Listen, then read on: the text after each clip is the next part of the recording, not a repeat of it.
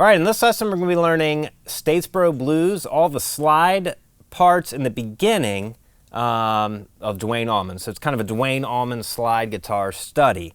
Now, we've done a lesson on the first part of the intro, the first kind of 4 licks. We've done a lesson. I'll include that link to that lesson in the description of this one so you can find it easily. And we're going to continue the intro solo, so I don't want to repeat the same material, but we're going to continue the entire solo in the beginning of Statesboro Blues as a kind of Duane Allman slide study. So the first thing, if you don't remember, we are tuned to open E tuning. So Duane played in open E. A lot of slide players play in open tunings. So all you got to do is you tune your G string to a G sharp, you tune your D string to an E, and you tune your A string to a B. So just these 3 strings change. Your E, B string, and high E string stay the same, okay? So that does change positioning. You can't use the same finger patterns that you did before, like if you're playing a blues and, you know, you're using pentatonic scales and stuff. It changes a little bit. So to show you, just real quick, if we're in E, now your fingerings on the E and B strings are the same. So stuff like that is all the same. But when you get to the G string and stuff, it changes. So the pattern that Duane is using here a lot is right here. So it's kind of like our home base would typically be here in E, right? For E pentatonic minor, it's the position behind it. So it's going to be, now that's different. Normally it would be there, but,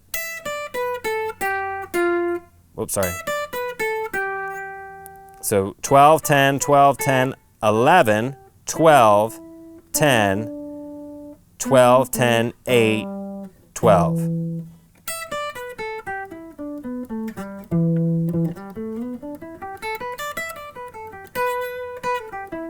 Okay, so that's kind of the position we're using. So it'd be good to get familiar with that if you're going to play a lot of slide. Okay, so we got the first, we already have a lesson on the first 4 kind of riffs in this. So this is starting when the whole band has kicked in after the, you know, all that stuff.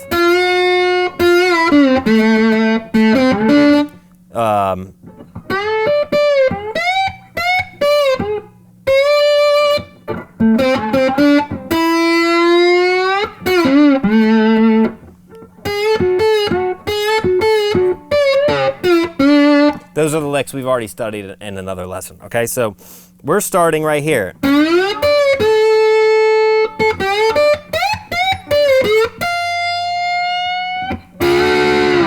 So that's the first lick, okay? So let's take a look at that one.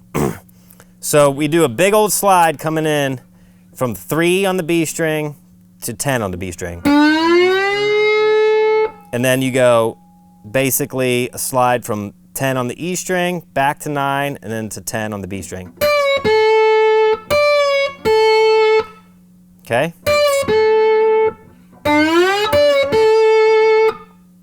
Then we're going to go 10 again, 10 to 8, and slide up to 10. Yeah, so. And then 10, 10, E and B strings. So.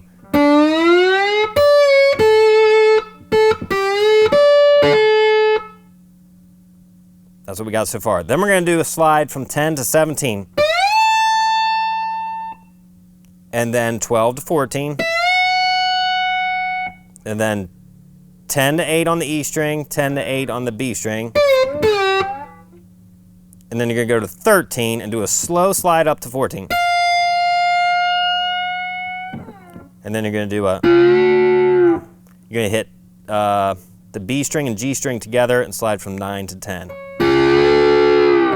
Like that, okay? So it's.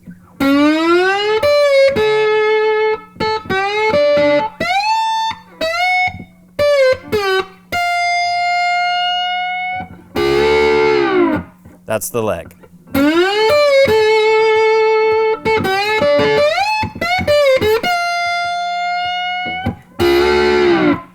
One more time. 3, 4, 5, 6.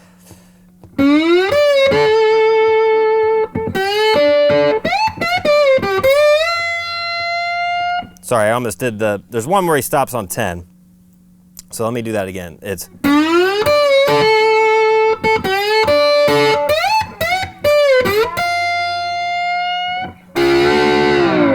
one more time, nice and slow.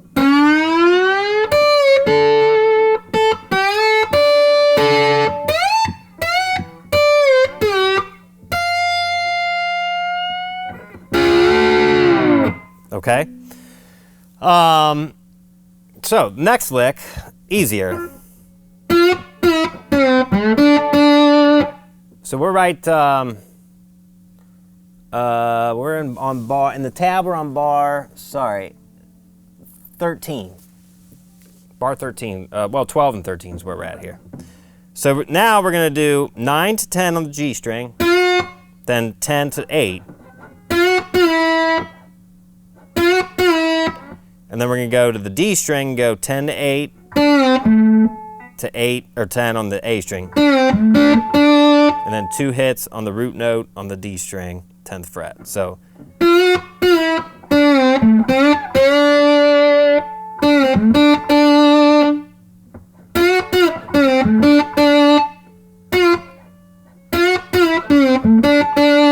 like that. One more time slow. Now, if you're having problems with stuff ringing out that you don't want to ring out, I always put my 2 fingers behind the slide, lightly on the strings to help mute them. And also, as much as I can with my right hand, I'm muting just kind of with my palm or my other fingers, muting strings so they don't ring out. Because you can get a lot of overtones you don't want. You know, if you slide around and don't mute anything, you can hear all these other strings. Like if I hit the D string, I don't mute anything else, it sounds pretty cruddy. But if I mute everything, it's a lot clearer tone. So try to keep that in mind. That's that lick. So far.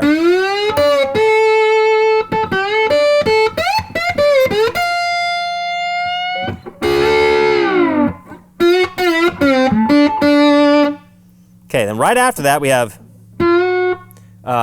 10 on the 10 on the G string, slide up from like 9 or 8. Then you hit 10 on the B string and 10 on the D string.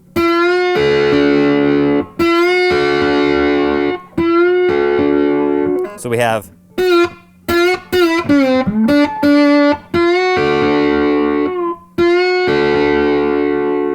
and then you're going to slide from 7 to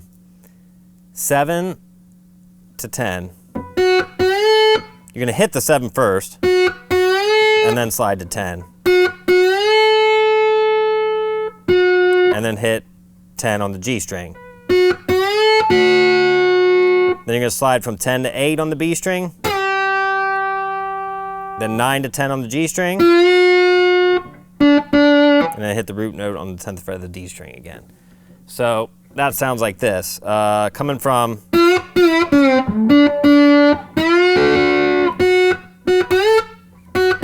remember to hit that once before you slide.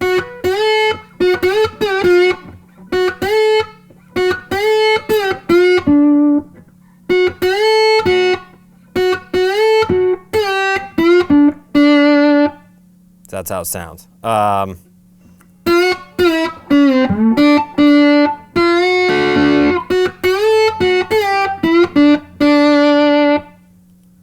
Okay, so nice and slow from the top.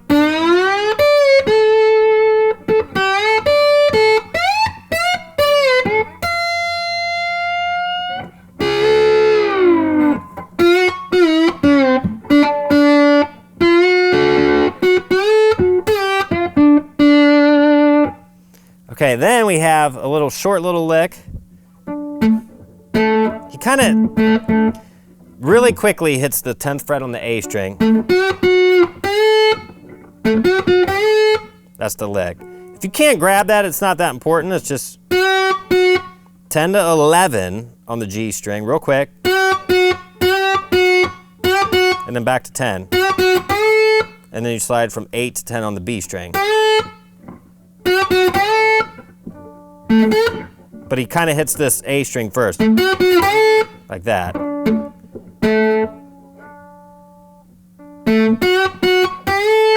Like that. Okay, so that takes us up to pretty much the last lick.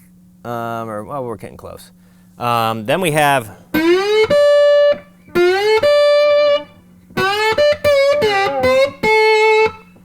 So that's slide up. If you see the dash mark in front of a number, but not a specific number to slide from, you can kind of slide from anywhere. You know, I usually just a fret or two back is kind of the thing there. So we're gonna slide up to 10 and then hit 10 on the B string to 10 on the E string. Then we're gonna slide back from 10 on the E string to 9, and then back from 10 to 8 on the B string. Then we're gonna slide up from 8 to 9 on the E string and 8 to 10.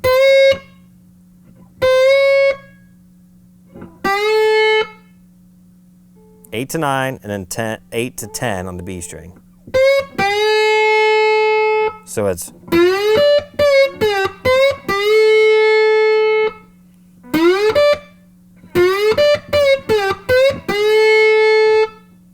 okay, and then we have one more lick. And that goes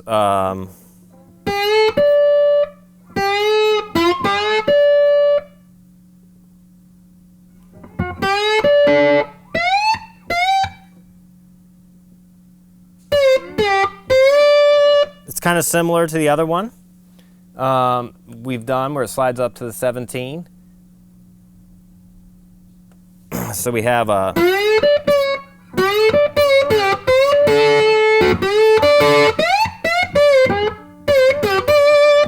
just like that. Okay, so so we have this lick,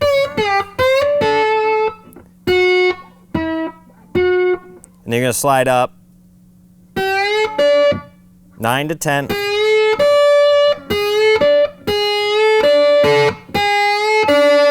and then back to 10. Then slide to 17, then 13 to 15, then 10 to 8, 10 to 8.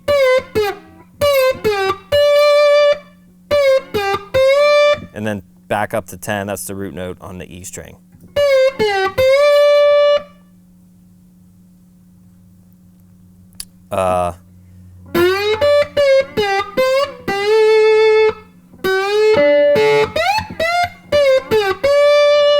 Then we just have one more lick, and it's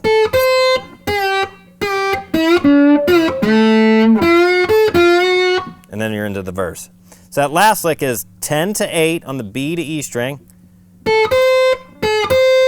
Then we do 9 to 8 on the B string, 2 of them.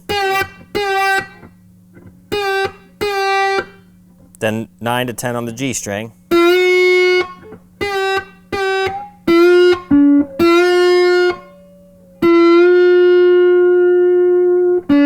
And then 10 on the D string.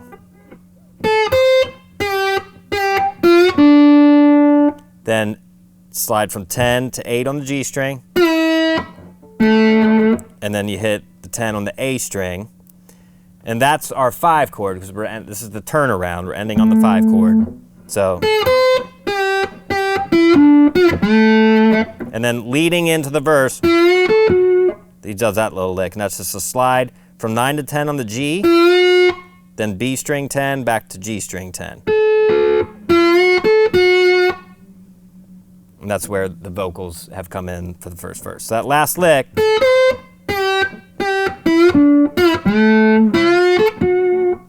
okay, and that's it. That's the whole intro solo.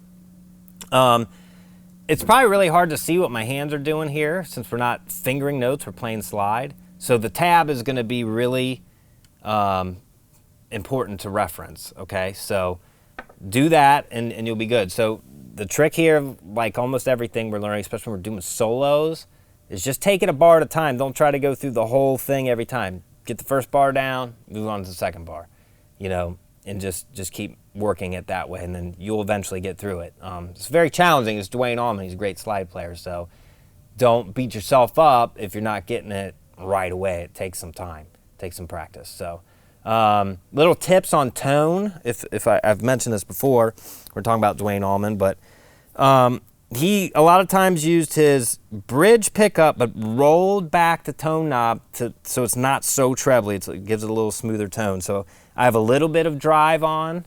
I don't have it cranked like a lot, just a little bit of drive to give it some more sustain, and back off the tone knob a little bit on the bridge pickup, and that'll give you a closer tone to Duane Allman. So that's it. That's the intro solo to Statesboro Blues. Oh, it's in the key of D, by the way. We're tuned to E. Don't forget to tune to open E, or it's not going to sound right. So that's it. Hope you enjoy that lesson.